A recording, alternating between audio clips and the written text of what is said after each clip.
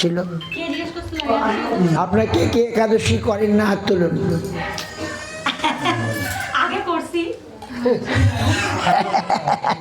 কে কে করেন না হাত তুলুন।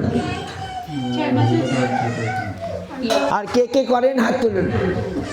কে কে একাদশী করেন? কি কি দিয়ে? লুচি রুটি চিড়া খেয়ে করেন? তাহলে একাদশীতে কি করতে হয়? উপবাস থাকতে হয়। বলে উপবাস আমি পারবো না, আমার মাথা ঘুরবে নাকি। তাই ভগবান বললেন যদি না পারো তাহলে অনুকল্প করবে। অনুকল্প মানে ফলমূল, দুধ, সাগু। কিন্তু এখন সাগু তো ভেজাল হয়ে গেছে, তাই আমরা এখন আর সাগু খাই না। বলে আটা রুটি, রুটি খেয়ে হবে না। চিড়ে, কে বলে চিড়ে হবে না। ডাল, ডালের খিচুড়ি হবে না। এই যে আমাদের পঞ্জিকা আছে, আমরা দিয়ে যাব। হ্যাঁ, ওতে সব লেখা আছে কিভাবে একাদশী করতে হয়। আমি বলেও দেব, শুনে রাখুন। তাহলে আগামীকাল আপনারা সকলে একাদশী করবেন তো? আমরা কাল থাকছি না, তো একাদশী কিভাবে করতে কোনো কষ্ট হবে না, আমি বলে দিই। একাদশী করলে কি হয় বলুন? একাদশী করলে কি হয়? একাদশী কেন করব আর একাদশী করলে কি হয়? একাদশী করলে ভগবান পরম সন্তুষ্ট হন। যারা একাদশী করবে ভগবানের তাদের প্রতি খুব প্রসন্ন হন, তাদের প্রতি খুশি হন। বুঝতে পারছেন? তার জন্যে আমরা একাদশী করব, ভগবান খুশি হবে।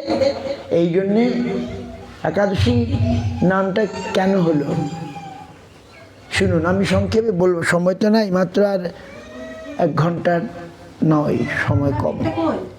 তো আপনারা যদি একাদশী করেন ভগবান সন্তুষ্ট হবেন আপনাদের উপরে, আমাদের উপরে। আমরা যদি একাদশী করি ভগবান, এই জেনে কাল থেকে আপনারা সকলে একাদশী করবেন। বলে বাপরে বাপ, আমি অন্ন না খেলে আমি চলে না। ওসব আমাদের নিজেদের বঞ্চনার কথা।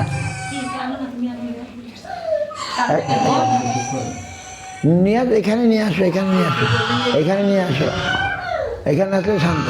এসো। হরে কৃষ্ণ। তাহলে আসুন আমরা একাদশীর কথা শুনি। একাদশীতে সচিমাকে মহাপ্রভু বলেছিলেন, মা গো আমার একটা কথা রাখবে। কি কথা? একাদশীতে অন্ন খেও না।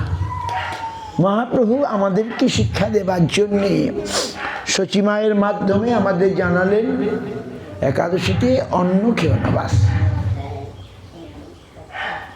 অন্ন বলতে কি হয়? অন্ন বলতে খালি ভাতকে বোঝায় না, চাউলকে বোঝায় না। পঞ্জিকাটা একাদশী বলতে আমি বলে দিচ্ছি, পঞ্চশস্য বলে।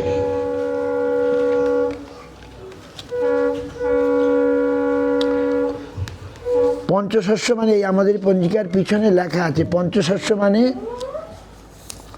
চাল, গম, তারপরে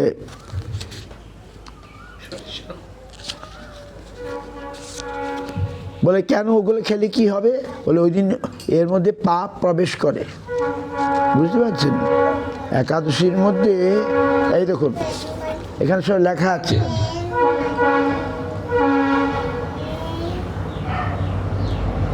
পঞ্চশস্য ধান্য, ধান, ধান জাতীয় দ্রব্য, যেমন চাল, চিড়া, মুড়ি,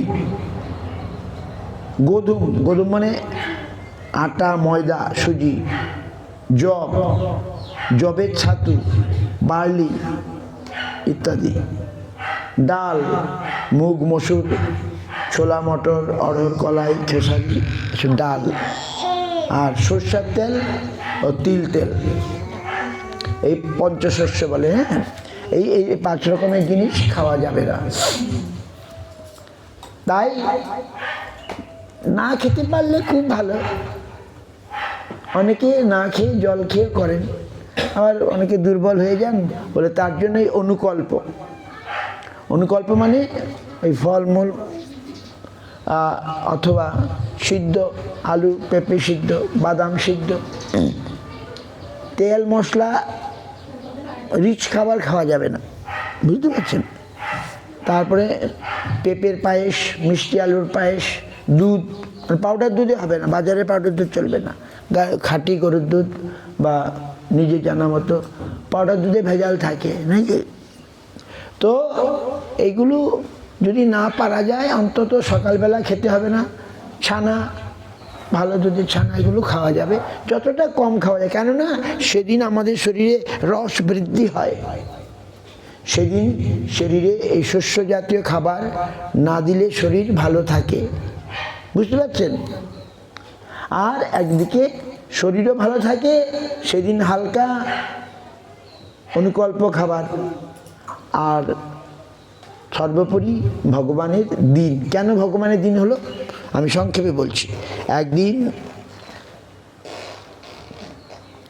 ভগবান কোনো অসুরের বড় উৎপাত হচ্ছে, অসুর বধ করেন, তো তখন ভগবানের ইচ্ছা থেকে ভগবানের শরীর থেকে এক দেবী মূর্তি বেরিয়ে আসলেন। আর সেই দিন ছিল একাদশী তিথি।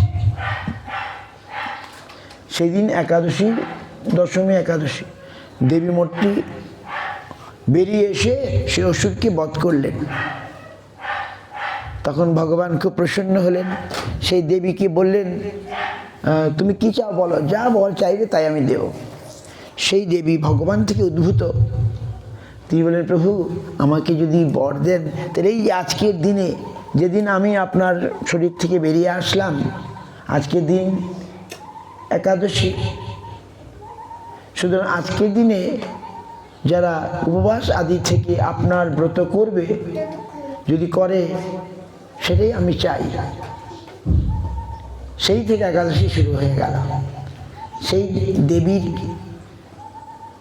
কথায় ভগবান, তাই হোক, আজ থেকে যারা আজকের তিথিটার নাম হলো একাদশী, আর এই একাদশী ব্রত যারা করবে তারা আপনার কৃপা ভাজন হবে। আজকের দিনটা একাদশী ব্রতের দিন বলে নির্ধারিত, মাসে দুবার, শুক্লা একাদশী আর কৃষ্ণা একাদশী। এই দিনটা আপনার দিন হোক, হরিবাসর হোক, নাকি? ভগবান বলে, তথাস্তু, তাই হোক, তোমার ইচ্ছাই পূর্ণ হোক। সেই থেকে একাদশী চালু হয়ে গেল। কি? তো সেই দিন যেমন আমরা রবিবারকে বলি কি আর ছুটির দিন, নাকি? হলিডে।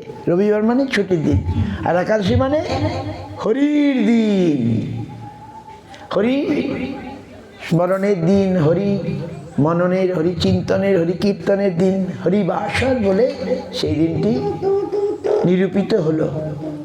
এবং সেই দিনে যারা হরির আরাধনা করেন বেশি করে, হরির কৃপা বেশি করে লাভ তারা করবেন। এই জন্যে সেই থেকে এটার নাম হয়ে গেল হরিবাসর, বুঝতে পারছেন? তো সেই দিনে আমাদের অন্ন খেতে নাই, একদিক দিয়ে শরীরেরও ভালো হয় আর ভগবানও খুশি হবেন। তাই কাল থেকে আপনারা একাদশী করবেন। একাদশী কী করে করতে হয়? যেমন আজকে আগের দিন, আজকে রাত্রেও একাদশীর বই আছে না, বই পাওয়া যায়। আমরা তো অনেকে জানি না, বাবা তো কষ্ট হবে, অত ঝামেলা, উপোস টুপোস করা কি ঝামেলা। না, শরীরের ভালো হবে, 1 নম্বর জেনে রাখুন, মনের ভালো হবে, আর ভগবানের কৃপা তো পাবই। একাদশী আগের দিনে আজকে রাতে অন্ন খাবেন না।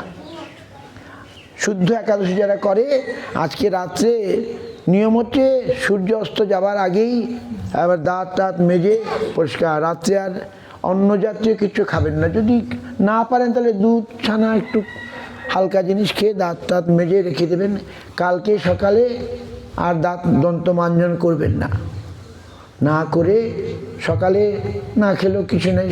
দুপুরবেলা যদি না পারেন, উপবাস থাকতে কষ্ট হয়, অনেকে পারেন না, শরীরে গ্যাস হয়ে যায়, কি হয়ে যায়, তাহলে ওই বললাম তেল না খেলেই ভালো। বাদাম তেল, সাদা তেল বলে, সূর্যমুখী তেল, সর্ষের তেল বারণ, ওই পেঁপে আলু কুয়াশ, এখান থেকে আসামে কুয়াশ পাওয়া যায়, হালকা জিনিস, ঠান্ডা জিনিস। লাউ চলবে না, কুমড়ো চলবে না, লাউ চাল কুমড়া এগুলো চলে না। তো পেঁপে আলু কুয়াশ এগুলো দিয়ে বাদাম বাদাম সিদ্ধ করে ভাজা করে আমাদের মঠে হয় করে, আর মিষ্টি আলু। যেহেতু আগে সাগু হতো, এখন সাগু দক্ষিণ ভারতে ভালো সাগু পাওয়া যায়, গোটা গোটা বড় বড় সাগু। এখানে ভেজাল সাগু, আমরা সাগু বাদ দিয়েছি। তাহলে পেঁপের পায়েস, মিষ্টি আলুর পায়েস, দুধ দিয়ে এগুলো করে একবেলা খেলেই ভালো, দুবেলা না খেলেই ভালো।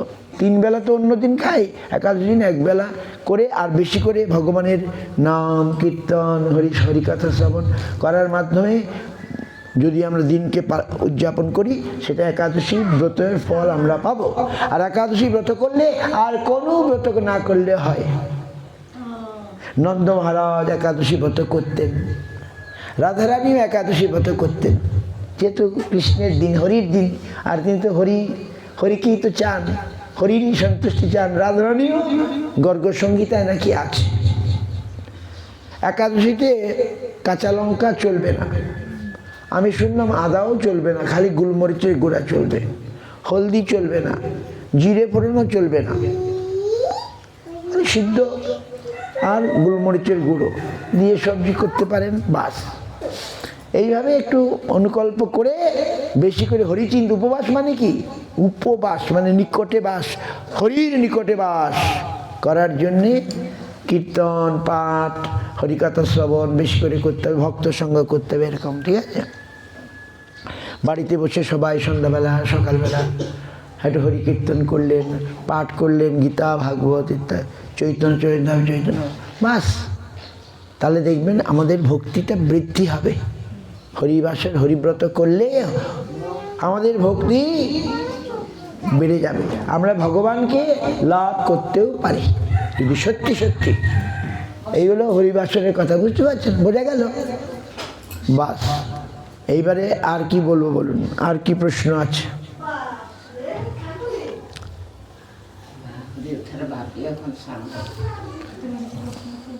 নবদ্বীপ ধামাতে একটি ঘটনা আছে খুব সুন্দর, আমি পাঠ করি। আর গীতা পড়েন আপনারা? গীতা পড়েন? ভগবদ গীতা কখনো কখনো পড়েন? আমি পরে আনলে ভালো গীতা দিয়ে যাব। বাজারের গীতা সব গীতা ইয়ে নয়, ভালো গীতা আমাদের কাছে আমি তো আনিনি বছর, আগামীতে নিয়ে আসবো। গীতা মানে গান, ভগবানের কথা, ভগবানের গান। ভগবান নিজে যে গান করেছেন সেটাই গীতা। তো গীতা বইটা এখানে ছিল, আমি 2-1টা গীতার কথা বলবো। তারপরে গীতা হচ্ছে ভগবান অর্জুনকে উপদেশ দিয়েছেন। কেন? অর্জুন একটা সমস্যায় পড়েছেন নাকি? কি সমস্যা? অর্জুনের কি সমস্যা? কে আপনি বলুন, অর্জুনের কি সমস্যা হয়েছে?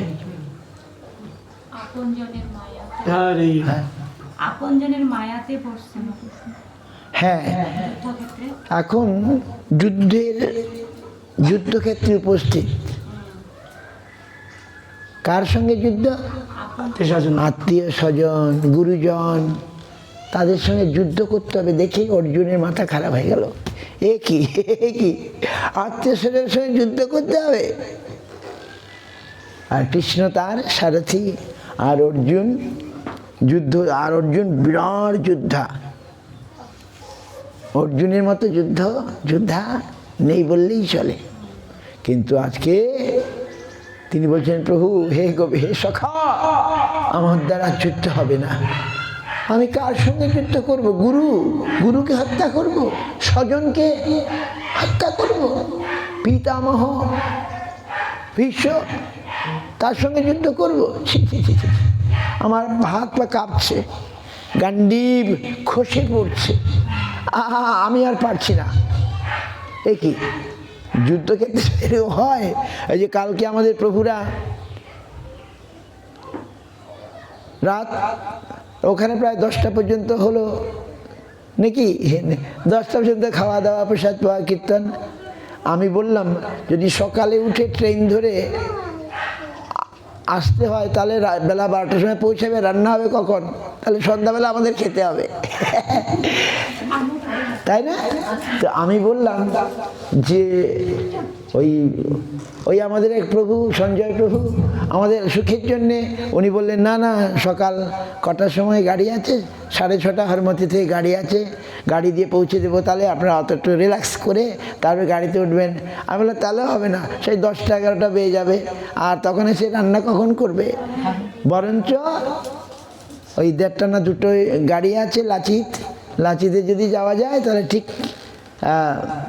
তো ও আমাদের আরামের জন্য বলছেন, ও আর চাইছে না। আমি বললেন না, ওখানে বলে ইনারা বিশ্রাম, বলে বিশ্রামে এখন যুদ্ধের সময় আর বিশ্রাম? আমরা এখন প্রচারে এসেছি নাকি?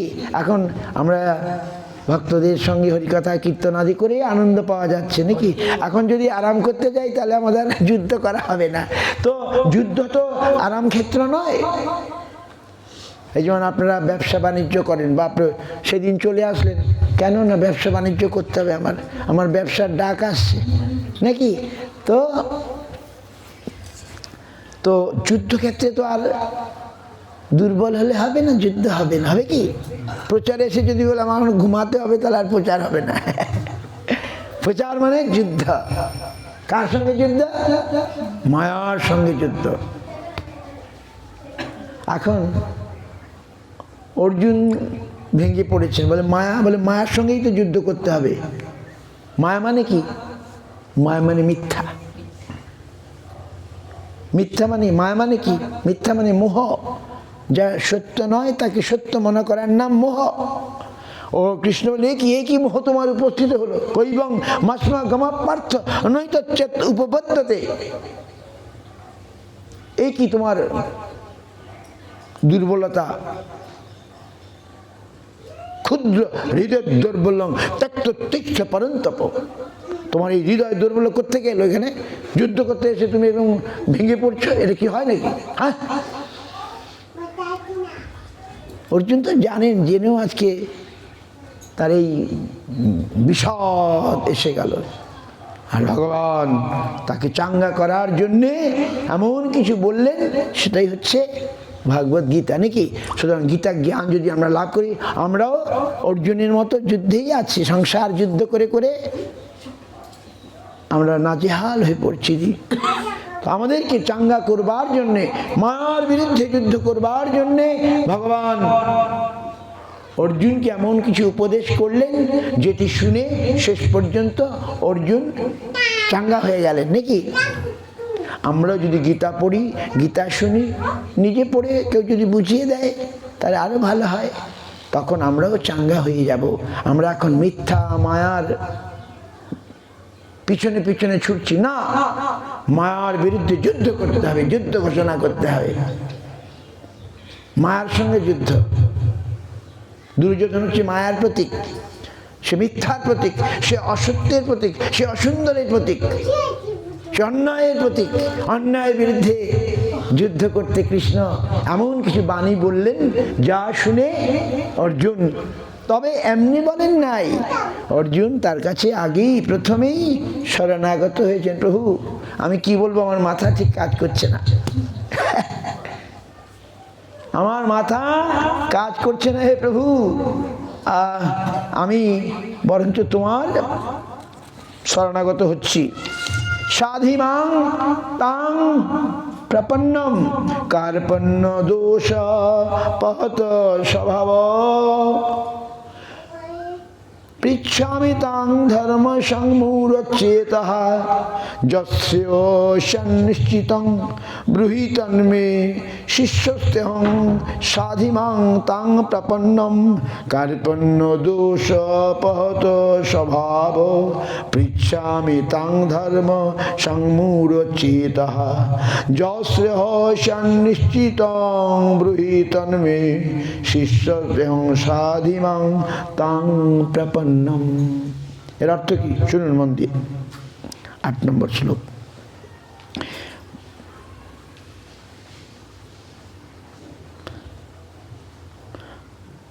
না, বলছেন কার্পণ্য অর্থাৎ দৈন্য দোষে দূষিত চিত্ত এবং ধর্মাধর্ম বিচারে সন্দিগ্ধ মনা হইয়া আমি তোমাকে জিজ্ঞাসা করিতেছি, আমার পক্ষে যাহা শ্রেয় তাহা বলো, আমি তোমার শরণাগত শিষ্য, আমাকে উপদেশ দাও। দেখুন, গীতার প্রথমেই 2য় অধ্যায়ের 7 নম্বর শ্লোক। প্রথম অধ্যায় তো বিষাদযোগ। তিনি বললেন যে আমি পারবো না, আমার হাত পা কাঁপছে, গান্ডীব খসে পড়ছে, আমার দ্বারা যুদ্ধ করা অসম্ভব। গুরু হত্যা করে আমার রাজ্য চাই না, সিংহাসন চাই না, আত্মীয়স্বজনকে মেরে আমার সিংহাসনের দরকার নাই।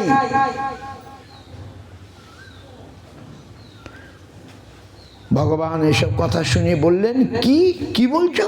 ক্লৈবং মাস্ম গমঃ পার্থ নয়তো তজ্জুপবয়ে, তোমার শোভা পাচ্ছে না, তোমার পক্ষে এটা শোভা পাচ্ছে না। ক্ষুদ্রং হৃদয় দুর্বলং তত্ত্বতিষ্ঠ পরন্তপ।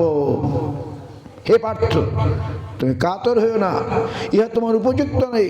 হে শত্রু তাপনকারী, সামান্য হৃদয় দুর্বলতা পরিত্যাগ করে উত্থিত হও।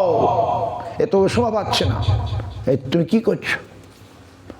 এই কথা বলার পরেই ধমক দিলেন কৃষ্ণ। ধমক দিতেই অর্জুনের প্রভু আমি কিছু বুঝতে পারছি না, আমি তোমার। আমরা যদি অর্জুনের মতো শরণাগত হই তাহলে আমরা বেঁচে যাব, আর যদি বলি না আমি বুঝি, আমি জানি, ভগবান এক ধমক দিলেন। তখনই অর্জুনের ভয় পেয়ে গেল, বাপরে বাপ, ভগবান আমাকে ধমক দিচ্ছেন, প্রভু আমি আর ঠিক করতে পারছি না। কার্পণ্য দোষ পহত স্বভাব। কার্পণ্য মানে আমার দৈন্যতা দোষ, আমি ঠিক করতে পারছি না কি করব, কি ভালো কি মন্দ আমি ঠিক করতে পারছি না। তুমি আমায় বলে দাও, যা শ্রেয় সে নিশ্চয় গৃহীতা, যা আমার পক্ষে শ্রেয় হবে, ভালো হবে, তুমি বলো।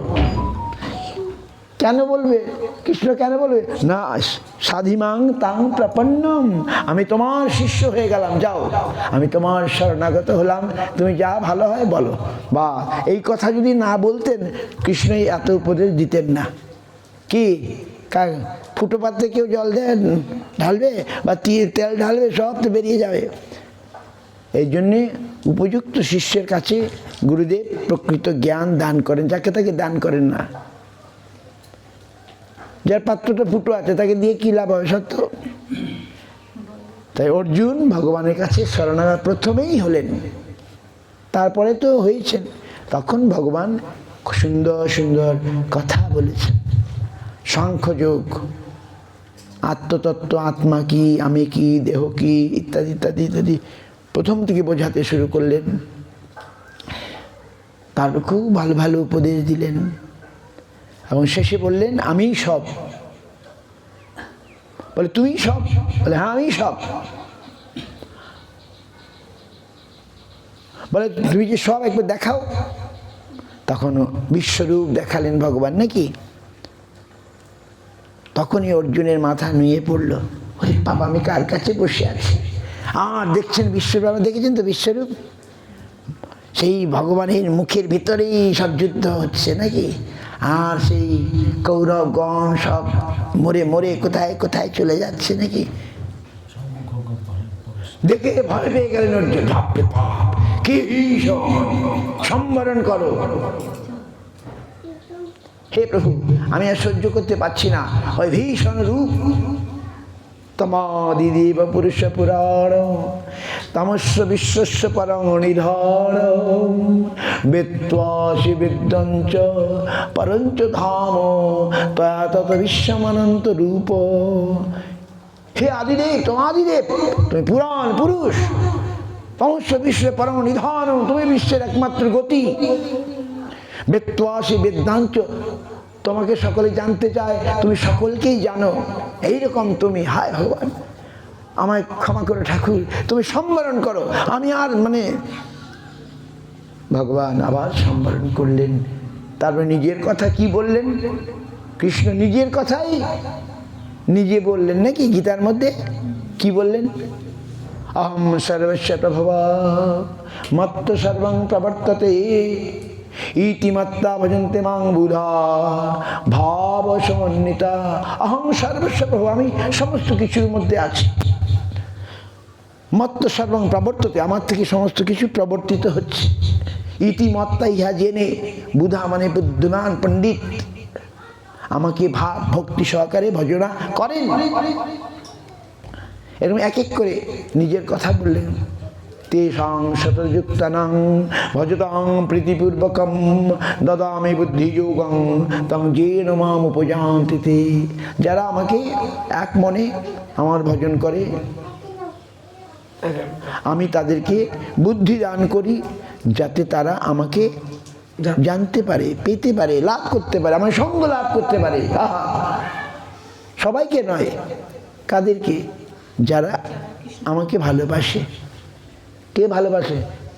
ভক্তরা ভালোবাসে, অসুররা ভালোবাসে না, তাই না? আর যে আমাকে ভালোবাসে আমি তাদেরকে বুদ্ধি দিয়ে দিই। কি বুদ্ধি দিই? যাতে তারা আমাকে আরো ভালো করে জানতে পারে, না তারা আমার সঙ্গ লাভ করতে পারে। তেষাং শতযুক্তানাং ভজতাং প্রীতিপূর্বকম, আমাকে প্রীতি সহকারে ভজনা করে। দদামি বুদ্ধি যোগং, আমি তাদেরকে বুদ্ধি দিই। চোরের বুদ্ধি আমি দিই, চোর যে চুরি করবে বুদ্ধিটা আমি দিই। আর যে সাধুগণ আমাকে পেতে চায়, সে পাওয়ার বুদ্ধিটা আমি তাদেরকে দিই। বুঝতে পারছেন? আমাদের তো একটা স্বাতন্ত্র আছে, স্বাতন্ত্র বোঝেন? ফ্রি উইল আমাদের প্রত্যেকের আছে। আমি ছোট্ট হতে পারি, আমার ছোট্ট, সেই অনুসারে ভগবানের শক্তি কাজ করে আমাদের উপরে। তো আমাদের এই ফ্রি উইল, এই স্বতন্ত্রতায় ভগবান হাত দেন না।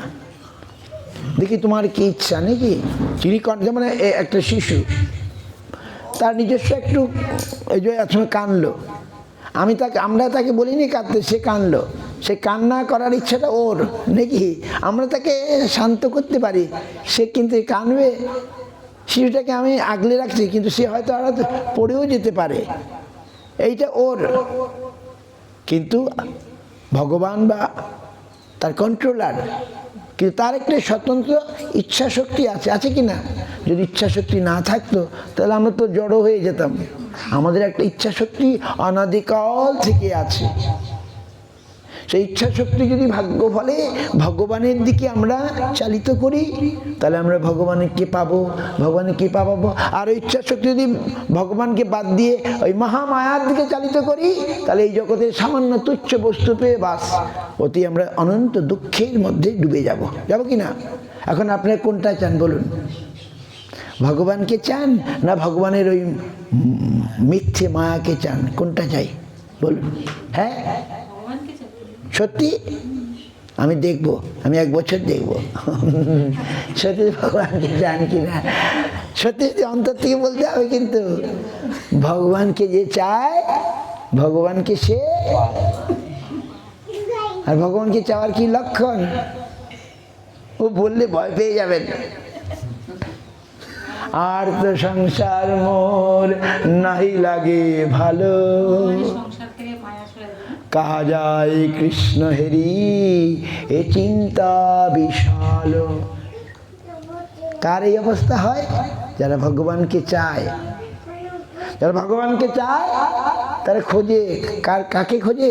ভগবানের ভক্তদেরকে খোঁজে। হে প্রভু, আমি ভগবানকে চাই, তুমি আমার কাছে ভগবানের কাছে নিয়ে চলো। চাই কি না বলুন? একবারই সত্যি। যারা ভগবানকে চায়, ভগবানকে তার ডাইরেক্ট পায় না, পায় কি? ভগবান তার ভক্তদেরকে পাঠিয়ে দেন নাকি? তখন সেই ভক্তদের ধরে ধরে সে ভগবানের কাছে যেতে পারে, পারে কি না? ভগবানের ভক্তদের কাছে ভগবানের ফোন নাম্বার আছে, অ্যাড্রেস আছে নাকি, ইমেল আছে, ওয়েবসাইট আছে, সব কিছু আছে। কার কাছে? ভগবানের ভক্তের কাছে। সেই ভক্তের থেকে সব জোগাড় করতে হবে, ভগবানের অ্যাড্রেস, পার্সোনাল ফোন নাম্বার, তারপরে কি বলে ইমেল, হোয়াটসঅ্যাপ, আরও কত কি, যার মাধ্যমে আমরা ভগবানের সঙ্গে যোগাযোগ করতে পারবো। অন্য কেউ দিতে পারবে? যারা ভগবানের সঙ্গে যোগাযোগ আছে তারাই তো পারবে নাকি? যেমন আপনারা যে ব্যবসা করেন, এই যে ব্যবসায়ী বন্ধুরা, তারা বলতে পারবে, অন্য লোক পারবে না। ব্যবসার ব্যাপারটা তারাই বলতে পারবে যারা এর সঙ্গে যুক্ত আছে। সেই রকম ভগবানের সঙ্গে যারা যুক্ত আছে, যারা ভগবানকে চায়, তারা আগে ভগবানের ভক্তির অনুগমন করে, অনুসরণ করে, ভক্তির কাছেই শরণাগত হয়ে যায়। প্রভু আমি ভগবানকে চাই, আমি তোমার, অর্জুনের মতো বলে আমি তাং প্রপন্নম, আমি তোমার শরণাগত, যা ভালো তুমি বলো, আমাদের মাথা কাজ করছে না, এইরকম যে বলে তখন তখন ভগবান বা ভক্তগণ তাদেরকে সাহায্য করে। আর যে বলবো আমি অনেক কিছু জানি, তাহলে তো তুমি জানো, আমার দরকার কি আর ভগবান জানা তো কিছু জানি না, আমি মূর্খ, আমি অজ্ঞান, আমি অধম, আমি পতিত, আমাকে তুমি রক্ষা করো, উদ্ধার করো। এইরকম দৈন্য দীনতার সঙ্গে যারা ভগবান বা ভগবানের ভক্তির আশ্রয় গ্রহণ করে, শরণাগত হয়, তখন তারা তাদেরকে সাহায্য করেন, উপদেশ করেন। কি উপদেশ করেন? কোনটা ভগবান, কোনটা মায়া, কোনটা সত্য, কোনটা মিথ্যা, এগুলো সব বুঝিয়ে দেন। ভাগবতে এইসব কথা আছে, গীতাতেই কথা আছে নাকি? তখন কি করে যারা ভগবানকে কি করে, তারা কি করে? মাচ্চিত্তা মদ্গতা প্রাণা, গীতার মধ্যে আছে, বোধান্ত পরস্পরম কথচ মাং নিত্যং তুষ্যন্তি চ রমন্তি চ। যারা আমাকে চায়, যারা আমাকে ভালোবাসে, কৃষ্ণ বলছেন, এই যে বলছে 4টে শ্লোক আমি এখন বলছি, এই 4টে শ্লোক বলে গীতা, চতুর্শ্লোকী গীতা বলে। গীতার 4টে ভেরি ইম্পর্টেন্ট শ্লোক, চতুর্শ্লোকী গীতা। আমি 2টা বলা হয়ে গেলে, এবার 3 নম্বর বলছি। যারা আমাকে চায় তারা কি করে শুনে রাখুন। মাচ্চিত্তা মদ্গত প্রাণা বোধয়ন্ত পরস্পরম। যারা আমাকে চায়, যারা আমাকে ভালোবাসে, তারা পরস্পর আমার কথার আদান প্রদান করে, আমার কথা গান করে, আমার কথা চিন্তন করে, আমার কথা কীর্তন করে। আর কি করে কি পায়? কি পায়? কি পায় বলুন? তুষ্যন্তি চ রমন্তি চ, তারা পরম সন্তোষ লাভ করে। রমন্তি চ মানে তারা আমার সঙ্গ লাভ করে। ভগবানের সঙ্গ যদি আমরা লাভ করি কেমন হবে বলুন দেখি? আমরা যেমন আমাদের আপনজনের সঙ্গ লাভ করি, করি কি না? করে বেশ আমরা খুব আনন্দ পাই। আর ভগবান আর আপনজন তো আজ আছে তো কাল নাই নাকি? আপনজন এই জগতে কেউ নাই, একমাত্র আপন তব নিজজন পরম বান্ধব সংসার কারাগারে। ভগবান আমাদের আপনজন, আর ভগবানের যে জন তারাও আমার জন। যারা ভগবানকে চায় তারা ভগবানের ভক্তের সঙ্গে ভগবানের কথারই আদান প্রদান করে, স্মরণ করে, কীর্তন করে, জপ করে। আমাদের নেপালে কিছু ভক্ত আছে, ইয়ং বয়স্ক, বুড়াবুড়ি নয়, ইয়ং ছেলে মেয়ে, তারা অনলাইনে প্রতিদিন 2 বেলা করে হরিকথা, ভাগবত কথা, গীতার কথা আলোচনা করে। নেপালি এই তো শিলিগুড়ির কাছে কাকুরভিতা। আমি দেখে অবাক। প্রত্যেক ঘরে ঘরে হয়তো একসঙ্গে জড়ো হওয়ার সময় স্বামী টামি আছে ঝামেলা, যে প্রতিদিন স্বামীকে ছেড়ে দেওয়া, স্বামী হয়তো ভক্ত নয়, তাই যে অনলাইনেই ভালো এরকম করে আমরা দেখতে পাই। আমাদের এই তো আজকে শনিবার না, আমাকে ইসরায়েল থেকে ফোন করেছে, ফোন না মেসেজ পাঠিয়েছে 2 দিন আগে, আজকে শনিবার, আজ বিকেল আমরা প্রতি শনিবারে একাদশী স্মরণে আর কি, একাদশী কালকে, আর শনিবার ওদের ছুটির দিন। আমাদের যেমন রোববার ছুটির দিন, ইসরায়েলে যেখানে যুদ্ধ হচ্ছে, ওরা যুদ্ধের মধ্যে আছে, তবু বলছে আমরা হরিকথা শুনতে চাই। এই আজকে বিকাল 4টার সময় হরিকথা ছিল, ঝুম মিটিংয়ের মাধ্যমে। হ্যাঁ, প্রায় 40 জন ভক্ত জড়ো হয়। রাশিয়া, বিশেষ করে রাশিয়া, ইসরায়েল। আজকের দিনে এই হওয়ার জন্য আমাকে ওরা জানে, এবং ওরা সব রেকর্ডিং করে রাখে, এমনি নয়, যেমন রেকর্ডিং করছে ওরাও সব রেকর্ডিং করে রাখবে, এই করে রাখবে। সব ইয়ং ছেলে মেয়ে, এরা সব শিক্ষিত।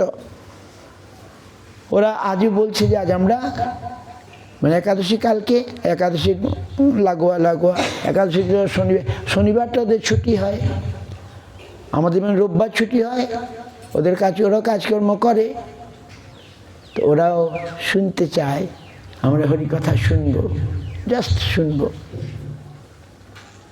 তো ভগবানের ভক্তগণ যারা ভগবানকে চান তারা এইভাবে মচ্চিত্তা মদগত প্রাণ বোধয়ন্ত পরস্পর, পরস্পর আমার কথা আলোচনা করেন।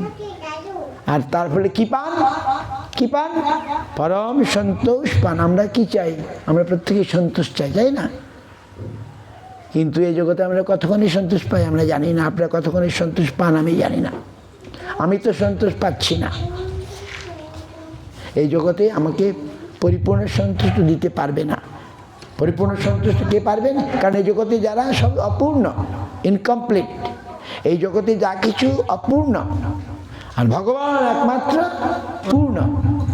অপূর্ণ বস্তু অপূর্ণতাই দিতে পারে, পূর্ণতা দিতে পারে, পারে কি? তাই আমরা ওই মিথ্যার পিছনে, অপূর্ণের পিছনেই ছুটে যাচ্ছি, যদি একটু পূর্ণতার স্বাদ পাই, কিন্তু দেখা যায় আমরা পাই না, অপূর্ণই থেকে যাই।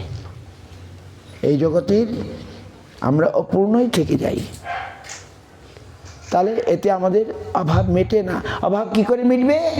পূর্ণ বস্তুকে পেলে। পূর্ণ বস্তুকে? পূর্ণ বস্তু ভগবান, পূর্ণ বস্তু গোবিন্দ। তাকে পেলেই আমাদের পূর্ণতার স্বাদ পাওয়া হবে। তাই বুদ্ধিমানগণ, তখন ভগবান বলছেন 4 নম্বর শ্লোক, মচ্চিত্তা মদ্গতা প্রাণা বোধয়ন্ত পরস্পরম কতমাং নিত্যং তুষ্যন্তি চ রমন্তি চ তেষাম অনুকম্পার্থং মহমজ্ঞানতম নাশমাত্ম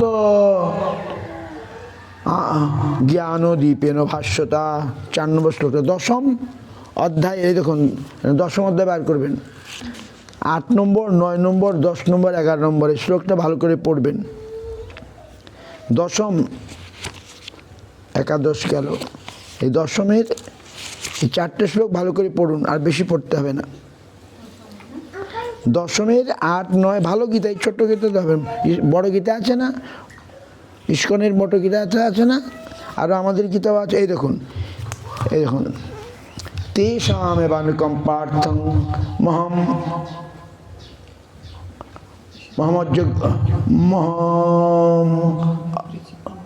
জ্ঞানঞ্জং তমঃ নাশয়মাত্মভাবস্থ জ্ঞানদীপেন ভাষ্যতা।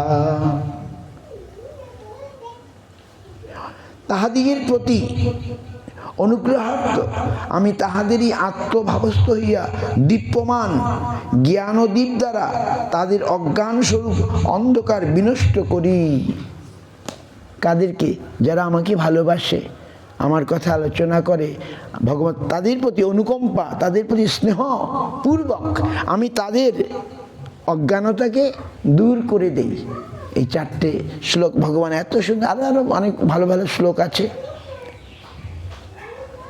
ভগবান গীতাতে বললেন, সর্বধর্মান পরিত্যজ্য মামেকং শরণং ব্রজ অহং তাং সর্বপাপীভ্যো মোক্ষয়িষ্যামি মা শুচ। আমাদের কিছু ভক্ত বললো ওরা গহপুরে আসবে, বলে মহারাজ আমি যাব। তার বলে মহারাজ বাসন্তী পুজো আমি যেতে পারবো না। শীত 7 কাণ্ড রামায়ণ পড়ে সীতাকার বাপ। প্রতি বছর নবদ্বীপে যায়, প্রতি বছর দোলে যায়, প্রতি বছর রথযাত্রা যায়, প্রতি বছর বৃন্দাবনে যায়, তারপরে বলে বাসন্তী পূজা আমি যেতে পারবো না। হায় ভগবান, আমি বললাম 7 কাণ্ড রামায়ণ পড়ে সীতাকার বাপ। গোবিন্দের ডাক আসে, মা বাসন্তী, দুর্গা, সকলে গোবিন্দের আরাধনা করেন। আর আমরা ওই যে সঙ্গ দোষ মানুষকে ঘুরিয়ে কোথায় নিয়ে চলে যায়। এই জন্যে সঙ্গ করতে হবে কার? উন্নত, আমার চেয়ে উন্নত ভক্তের সঙ্গ করতে হবে, যারা আমাকে ভগবানের কাছে নিয়ে যাবেন। তো ভগবান কি বললেন মন দিয়ে শুনুন, সর্বধর্মান পরিত্যজ্য। অধর্ম নয়, অধর্ম ত্যাগ করতে সবই বলেন, বলেন কি না? আর ভগবান কি বলছেন? সর্বধর্ম পরিত্যাগ করো। বুঝতে পারছেন আমার কথা? ভগবান বলছেন, একমাত্র কৃষ্ণই বলতে পারেন, আর কেউ বলতে পারে না এই কথা। তিনি বললেন, আমি যা কিছু ধর্ম বলে বলেছি সেগুলো বাদ দাও, দিয়ে আমার শরণাগত হও। সর্বধর্মান পরিত্যাজ্য। ধর্ম বলতে আমি মনে করছি এটা আমার ধর্ম, এটা আমার ডিউটি। বাসন্তী পূজায় যাওয়া আমার এখন ধর্ম। আমার গ্রামবাসীরা সব আমাকে বলছে বাসন্তী পূজায় থাকো। এগুলো তো লৌকিক ধর্ম। আর ভগবান যেখানে আমাকে ডাইরেক্ট বলছেন, না, সব ধর্ম টর্ম ছেড়ে দিয়ে আমার শরণাগত হও। তাহলে আমি ভগবানের ডাক শুনবো, না আমি আমার লোকধর্ম, লৌকিক ধর্ম পালন করব? সর্বধর্মান মাম এক। Krishna very clearly, very openly, খুব খোলসা করে, ক্লিয়ার করে, পরিষ্কার করে বলে দিলেন, সব ছেড়ে দিয়ে তুমি একমাত্র আমার শরণাগত হও। শরণাগত মানে আমার কথা শোনো, তাহলে আমি তোমাকে সমস্ত বিপদ থেকে, পাপ থেকে, তুমি মনে করছো যে আমি করলাম না, মায়ের পূজা করলাম না, কি হবে? বলো ওসব আমি দেখবো, তোমার চিন্তা করতে হবে না। অহং ত্বাং সর্ব পাপেভ্য মুক্ষয়িষ্যামি মা শুচো। আমি তোমাকে সমস্ত পাপ থেকে, অপরাধ থেকে তোমায় মুক্ত করব। তুমি দুঃখ করো না। তমেব শরণং গচ্ছ সর্বভাবেন ভারত। হে ভারত, হে অর্জুন, তুমি সর্বতভাবে শরণাগত হও, আমার শরণাগত হও। তাহলে কি হবে? তৎপ্রসাদ পরাং শান্তি স্থানম প্রাপ্স্যসি শাশ্বতম। তাহলে তার কৃপায়, আমার কৃপায় তুমি নিত্য স্থান পাবে, আর পরা শান্তি, শ্রেষ্ঠ শান্তি পাবে। ভগবান এত ক্লিয়ার করে আর কোথাও বলেননি। ভগবদ গীতায় যেমনটি বলেছেন, নাকি নিজেই নিজে ঢাক পিটিয়াচ্ছেন নাকি, আমি সব, আমি সব, আমি সব। না বললে আমরা জানবো কি করে? তারপরে কি বললেন? ভেরি ইম্পর্টেন্ট, শুনুন।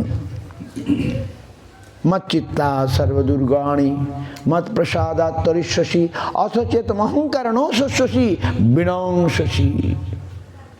তুমি যদি তোমার মন চিত্ত আমাকে দাও, তাহলে অনায়াসে, তুমি যদি তোমার মন চিত্ত আমাকে দাও, তাহলে অনায়াসে সমস্ত বাধা বিপত্তি অতিক্রম করবে। আর যদি অহংকার বসে, আমার কথা না শোনো, তাহলে তুমি বিনাশ লাভ করবে। মচ্চিত্তা সর্বদুর্গাণি মত প্রসাদাৎ তরিষ্যসি অথচেতম। অহংকার, আমাদের অহংকার আছে না, জড় অহংকার, অহংকার বসে যদি আমার কথা না শোনো, আমার কথা না শোনো, তাহলে কি হবে? বিনাশ লাভ করবে। মন্মনা ভববন্ধু ভক্ত মজ্জাজি মাং নমস্করু মামে বশ্রী সত্যং তে প্রতিজানে প্রিয় হোসি মে।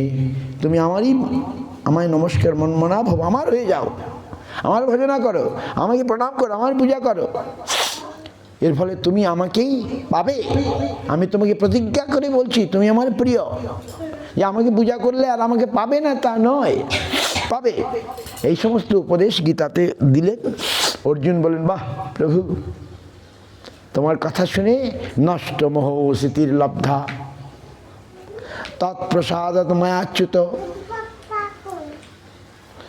স্থিত হোসি গত সন্দেহ করিষ্যে বচনং তব। আমার কি হলো? কি বললেন লাস্টে?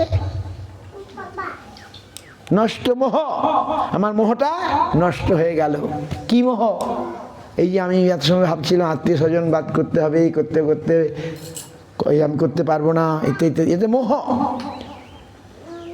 যা সত্য নয় তাকে সত্য মনে করাটাই হচ্ছে মিথ্যা, এই সেটাই মোহ।